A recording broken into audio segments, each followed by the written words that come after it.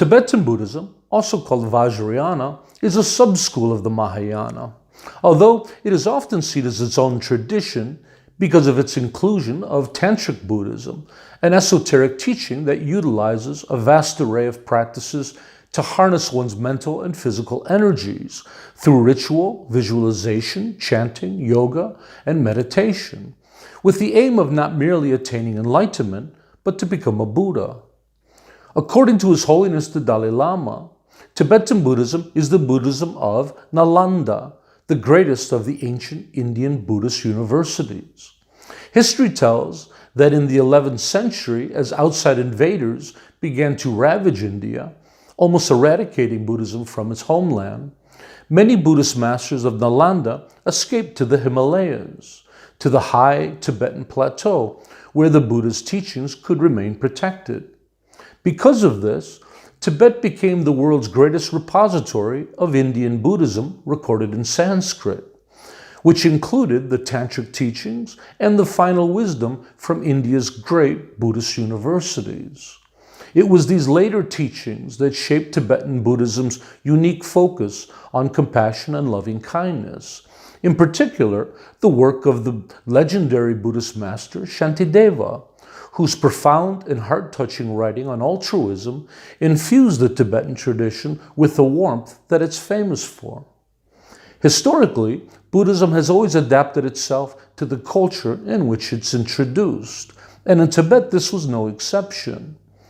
Although primarily a form of later Indian Buddhism, Tibetan Buddhism integrated Chinese Buddhism as well as aspects of its own indigenous Burn religion, making it a truly unique form of Buddhist thought. Tibetan Buddhism is also the most ritualized form of Buddhism, where every aspect of life is seen as sacred, and ritual is used to focus one's awareness and to sanctify all one does.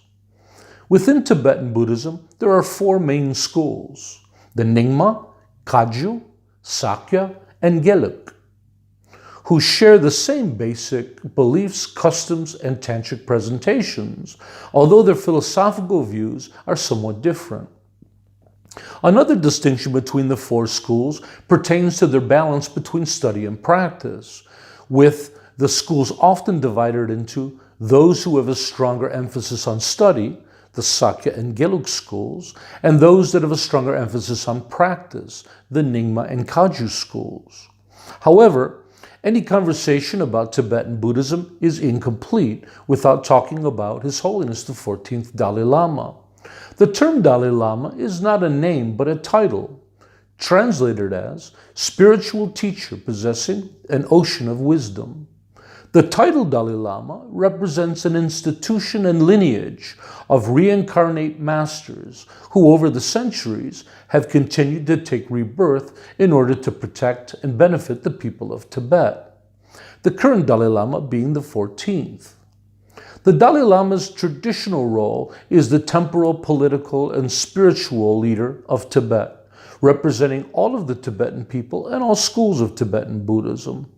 To the Tibetan people, the Dalai Lama is more than mere man, although he denies it at every opportunity. To them, he is the deity Chenrezig, the Buddha of compassion, their savior and protector. When asked about this, His Holiness insists he is just a simple monk. However, for anyone who has met him, this is anything but true. His Holiness is an unparalleled Buddhist master and eminent scholar who has spent his entire life in the service of humanity. In 1989, in recognition of his commitment to nonviolence, His Holiness was awarded the Nobel Peace Prize. Since then, His Holiness and his message of peace and compassion has captured the minds and hearts of millions. His Holiness has become a voice of hope and optimism and an inspiration for a more gentle and loving humanity. But above all this, His Holiness remains a champion of the poor and the suffering. On a lighter note, as a sign of great love the world has for him, His Holiness continuously tops the list of most popular world leaders, most beloved spiritual figures, and most photographed personalities. He's a best-selling author and has been portrayed in movies.